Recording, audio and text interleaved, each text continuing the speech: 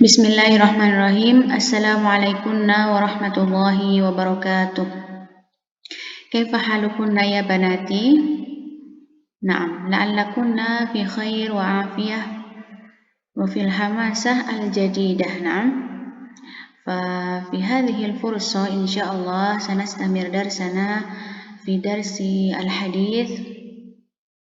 وصلنا إلى الحديث الثامن والخمسون بعد المئة. طيب. نعم. نبدأ. استعددنا بالكتاب والكراسة والقلم. ماذا احتجتنا إليها؟ نعم. هنا عن أبي هريرة رضي الله عنه عن النبي صلى الله عليه وسلم قال: أسرعوا بالجنازة فإن تكو صالحة فخير تقدمونها إليه وإن تكو سوى ذلك فشر تضعونه عن رقابكم. المعنى الإجمالي: الإنسان من روح وجسد وفضله وشرفه ونفعه وثمرته في روحه فإذا ما فرقت روحه جسده بقي بلا نفع. نعم. نقرأ أولا: ولا فائدة في بقائه بين ظهراني أهله جيفة بل كلما مكثت تشوه منظرها وتعفن ريحها لذا أمر الشارع الحكيم بالإسراء في تجهيزها من التغسيل والصلاة والحمل والدفن. نعم. فيا طالبات، في هذا الحديث menjelaskan bahwa manusia itu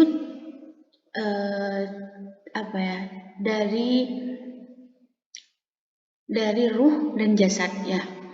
Jadi ketika ruh dan jasad itu menyatu, manusia itu akan hidup seperti itu ya.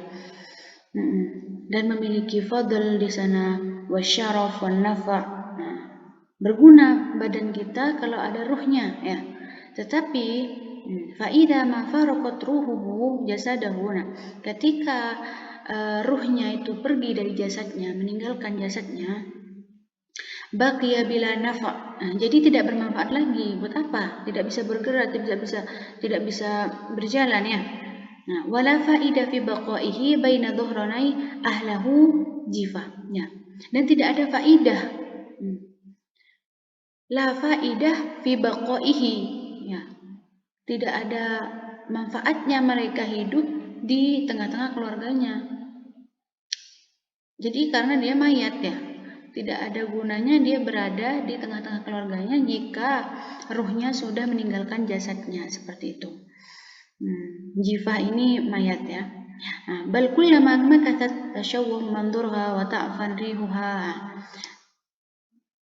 Tapi kalau kita memaksa jasad ini yang sudah meninggal ini masih berada di tengah keluarganya, maka akan mengganggu mereka dari segi jeleknya, mungkin akan berubah menjadi tulang belulang saja. Itu akan mengganggu keluarganya dan akan mengeluarkan bau busuk ya, pastinya itu akan mengganggu keluarganya juga. Lidza amara syari' al-hakim bil isra' fi tajhiziha min at-taghsil was-shalah wal hamal wad dafn.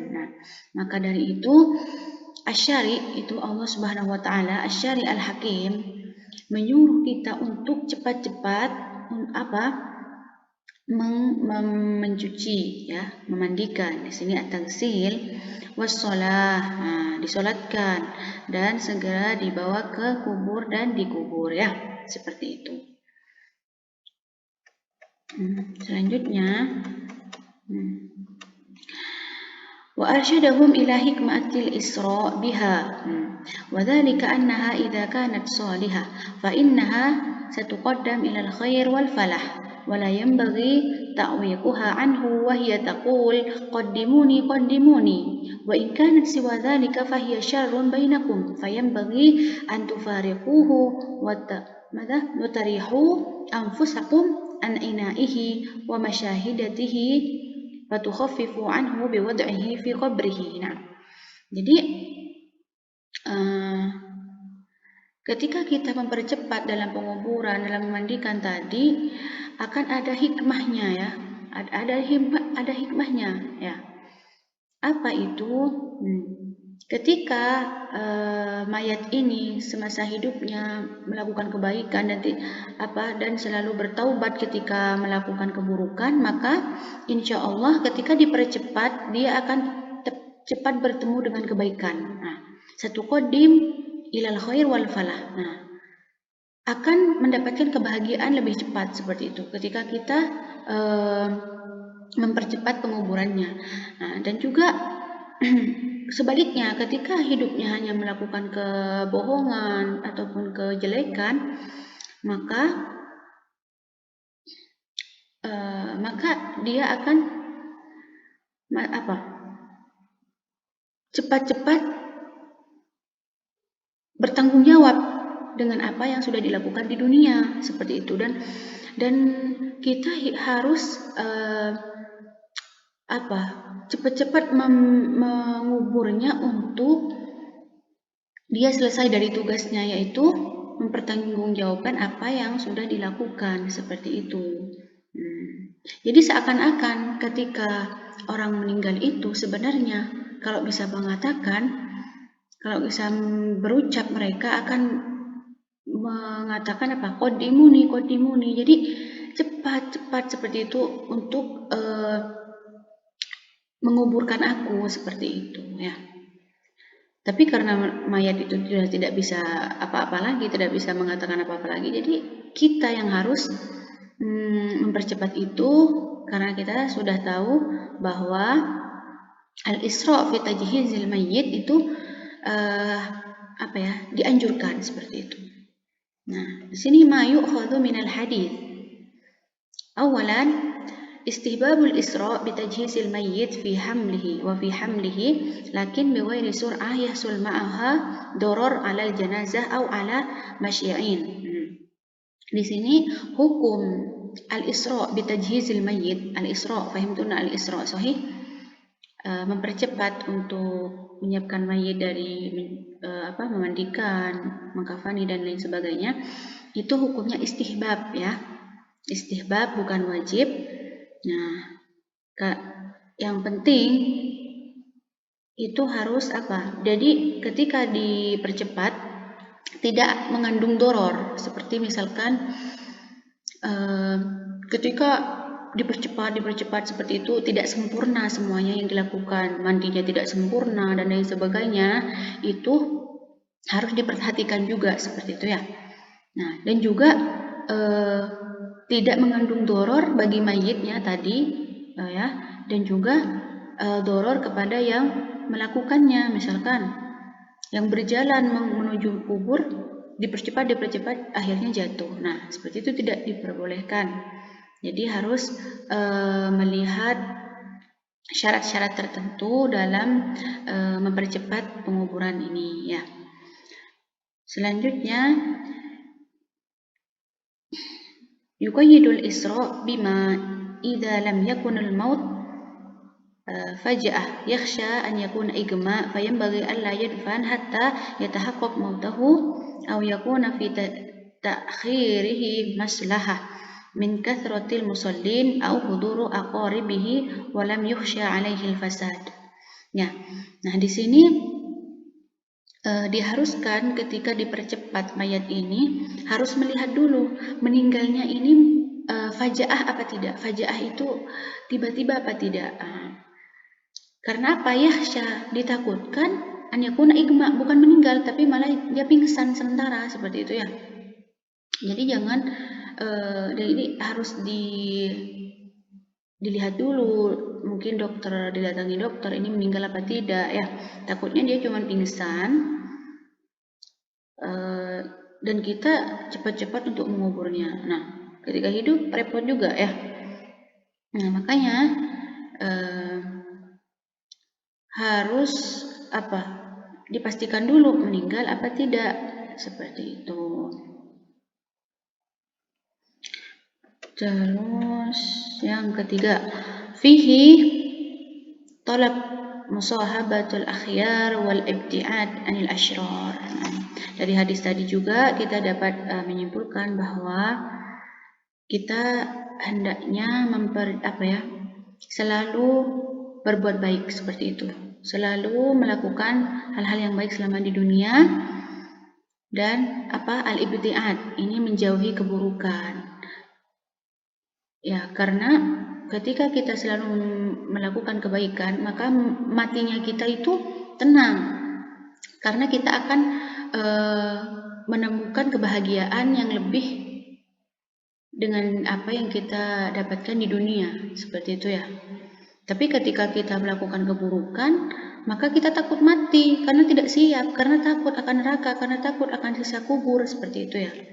Nah, yang keempat, qala Syekhul Islam Ibnu Taimiyah, man kana mudhiran al-Islam fa innahu tajri alaihi ahkam al-Islam adh-dhahirah min al-munakahah wal muwarathah wa taghsiluhu was shalah alaihi wa dafnuhu fi maqabir al-muslimin wa nahwi dzalika. Nah, kata Syekhul Islam, tahu ya, Syekhul Islam itu Ibnu Taimiyah.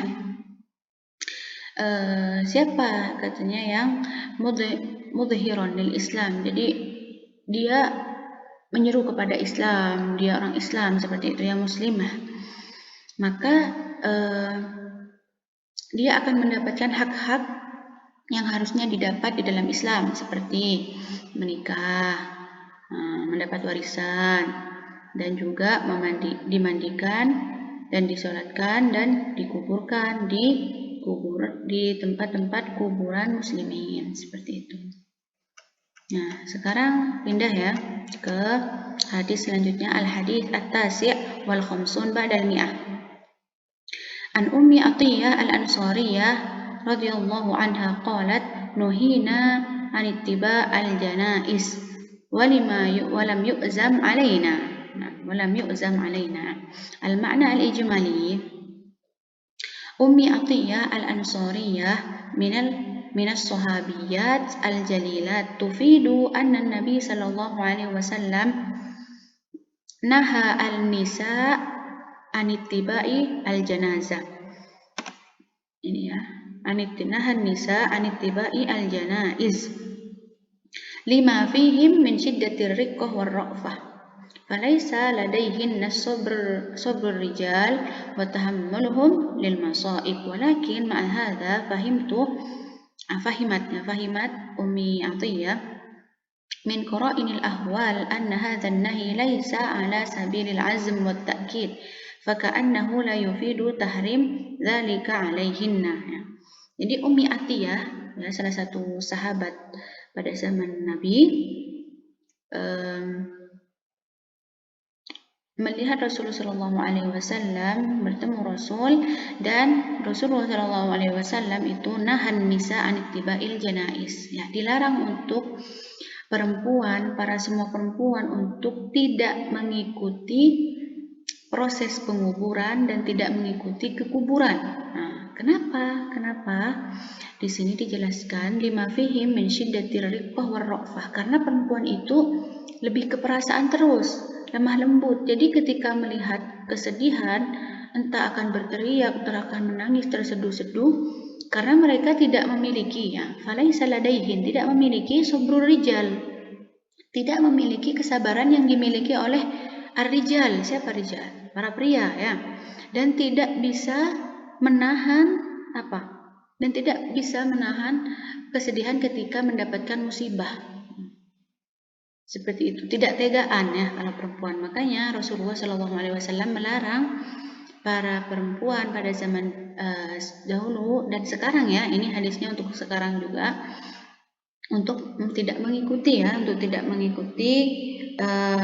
ke kuburan seperti itu, karena mereka mungkin akan berteriak, nangis, terhisteris, apalagi yang meninggal itu dari misalkan orang tuanya ya.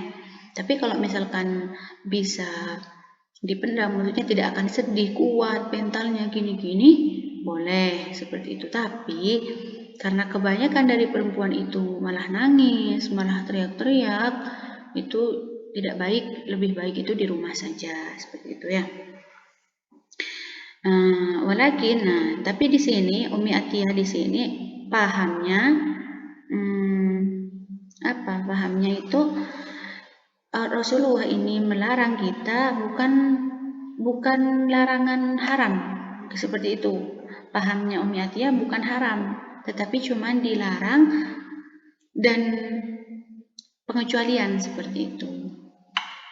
Padahal bagi semua perempuan seperti itu. Ma yu'khadhu minal hadis, ya. Ma yu'khadhu minal hadis. Nuhyan nisa an ittiba'il janais wa huwa 'amun fi ittiba'iha ila haitsu tujahhaz wa yusalla 'alaiha wa ila al-maqbarah haitsu tudfan.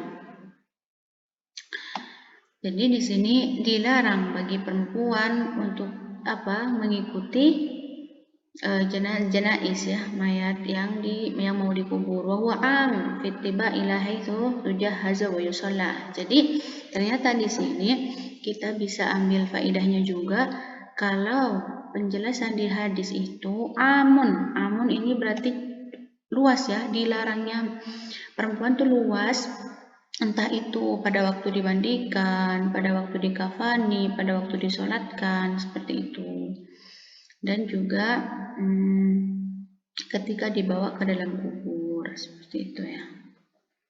Jadi takut histeris gitu, ya, kalau melihat ketika dimandikan ternyata darahnya keluar gini-gini. Jadi perempuan tuh kan keperasaan langsung nangis, teriak, histeris seperti itu. Jadi lebih baik kalau misalkan tahu akan lemahnya hatinya itu jangan coba-coba mendekati seperti ini, ya. Terus yang kedua, illatun nahi annan nisa la yutqan mithla hadhihi al-masyahid al-muhzinah wal muwafiq al-mu'thirah. Rubbama dhahara minhunna min at-tasakhut wal jazza ma yunafi sabr al-wajib, ya. Di sini dikatakan bahwa kenapa dilarang perempuan itu mengikuti ketika ke kubur, ketika dimandikan. Kenapa? Karena perempuan itu la yutqan mithla hadhil masyahid. Mereka tuh tidak siap untuk melihat pemandangan, ya, masyahid yang menyedihkan seperti itu. Ya, seperti yang kita katakan bahwa perempuan itu keperasaan seperti itu, ya, baperan gitu, ya. Farubbama dhahara minhunna minat tasakhut wal jazza. Karena takutnya ketika perempuan itu melihat, ya, wanita itu melihat akan panik dan histeris, seperti itu. Padahal ketika kita ditinggalkan orang, ketika kita ditinggalkan meninggal misalkan oleh ayah kita, oleh siapapun itu, kita itu harus sabar, nih. As-sabru. Ketika kita sudah histeris dan sedih, maka itu sudah tidak bisa sabar. Padahal sabar di sini wajib, ya. Yang ketiga, al-aslu fin nahyi at-tahrim, ya. Al-aslu fin nahyi at-tahrim illa anna Ummi Atiyah radhiyallahu anha fahimat min qarinatil hal anna nuhina an ittiba'il janais laisa jaziman muakkadan. Tadi kita katakan bahwa Ummi Atiyah itu pahamnya larangan ini bukan haram, ya. Padahal, ya, yang benar, yang al-asl itu an-nahyi at-tahrim. Haram ini, ya, benar-benar dilarang. Makanya yang benar itu memang haram, tapi Ummi Atiyah pahamnya bukan seperti itu.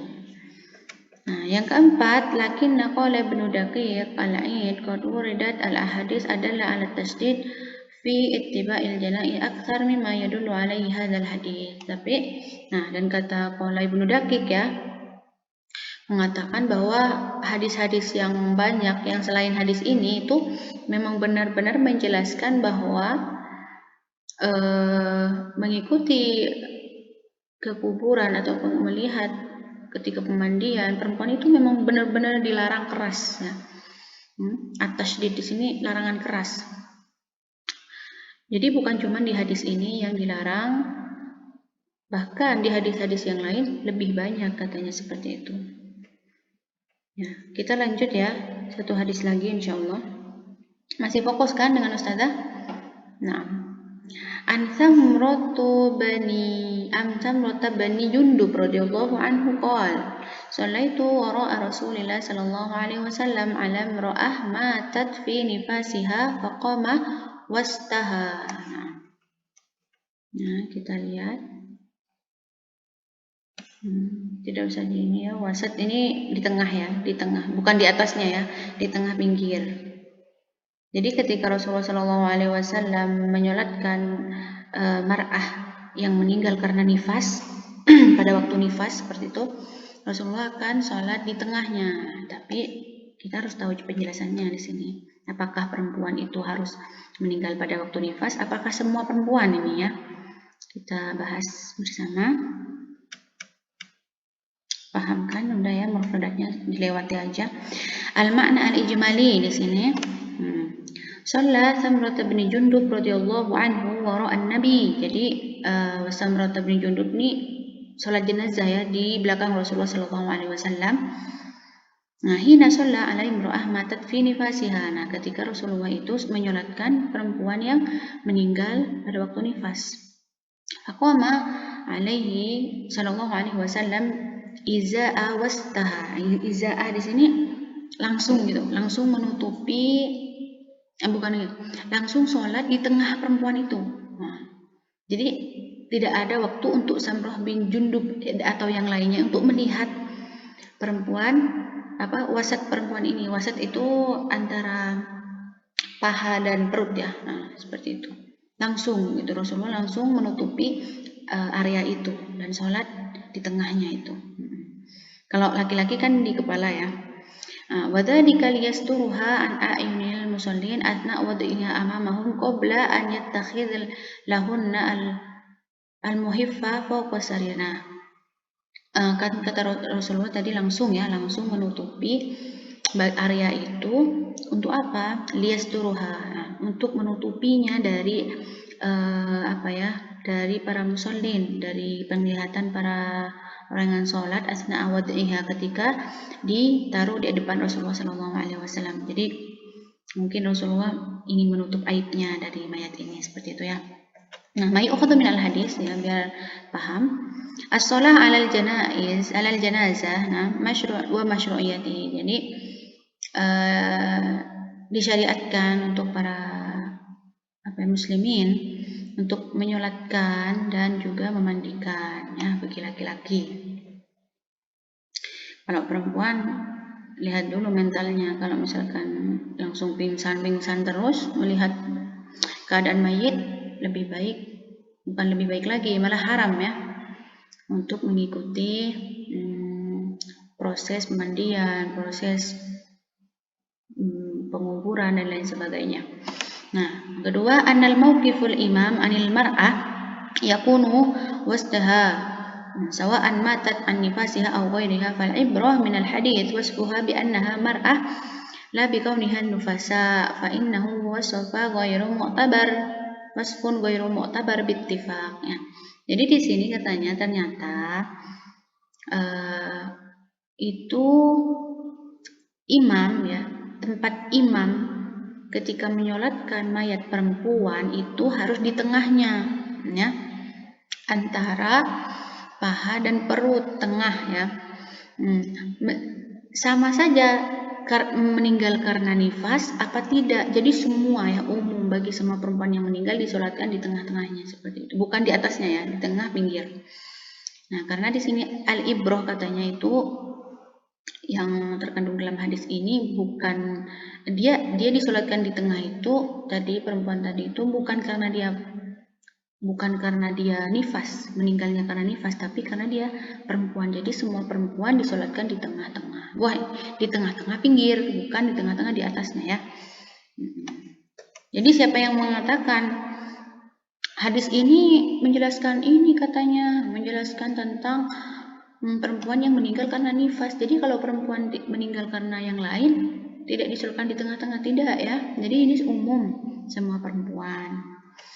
Nah, selanjutnya yang ketiga, hampir selesai ya, fokus sama Ustazah.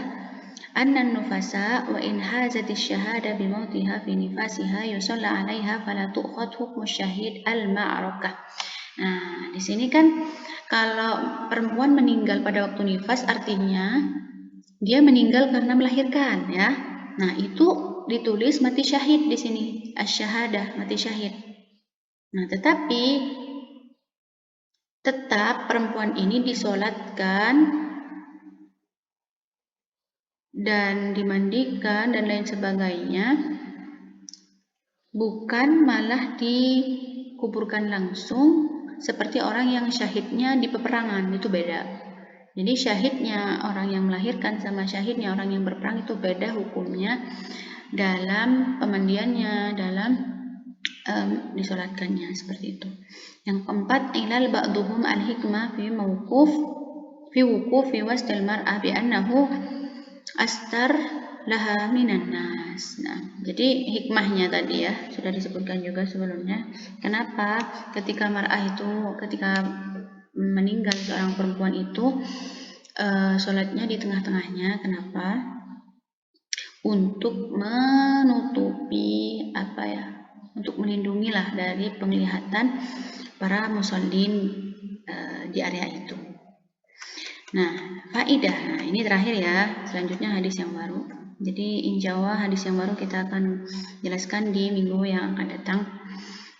Nah, di sini faidahnya mauqiful imam minar rajul iza ra'sahu lamma ruwiya Tirmidzi wa husnuhu anna Ansan radhiyallahu anhu shalla ala rajulin faqama inda ra'sihi thumma shalla ala imra'ah faqama hiya al-wasdiha as-sarir wa qala Alla bin Ziyad hakadha ra'aitu Rasulullah sallallahu alaihi wasallam qama ala al-janazah maqamak minha wa min ar-rijal maqamak minha qala na'am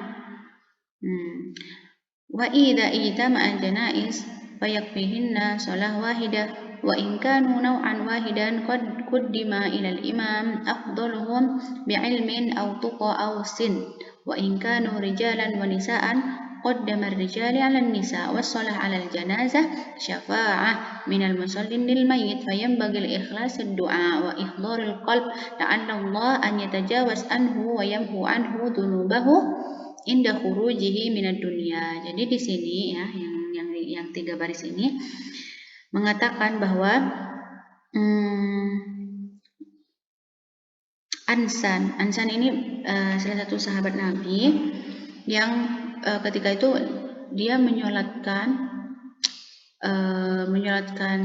laki-laki itu di kepalanya, lurus dengan kepala, dan menyolatkan perempuannya itu di tengah-tengahnya, wastus sarir, ya, tengah-tengah sarir ini ranjang ya. Dan mengatakan bahwa sholatnya ini mencontoh Rasulullah Shallallahu Alaihi Wasallam seperti itu. Nah, yang 2 baris ini menjelaskan bahwa ketika yang meninggal itu nisa, jadi banyak ya perempuan, misalkan karena terjadinya banjir seperti itu. Nah, maka dengan mayat-mayat ini cukup disolatkan 1 sholat saja.